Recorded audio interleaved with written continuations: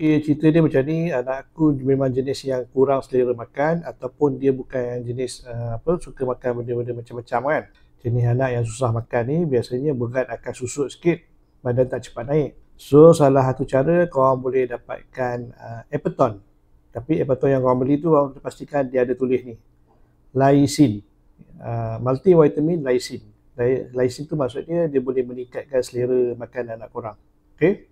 Dan yang kedua, aku juga beli peningkat selera yang lain juga daripada jenama ni, Quantum Kids Multivitamin plus Iron and Lysine. Yang penting ada tulis tu, lysine.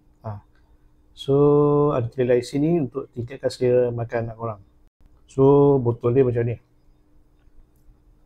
So oleh kerana anak aku suka makan coklat, so aku beli lysine yang ada flavor coklat macam ni. So kepada korang yang berminat, sama ada nak beli Epaton pun boleh, Quantum Kids pun boleh, tapi pastikan ada tulis lysine. Okay, lysine kerana ianya membantu untuk meningkatkan selera anak korang. Okay, kalau berminat sila klik link yang diberikan. Okay, bye.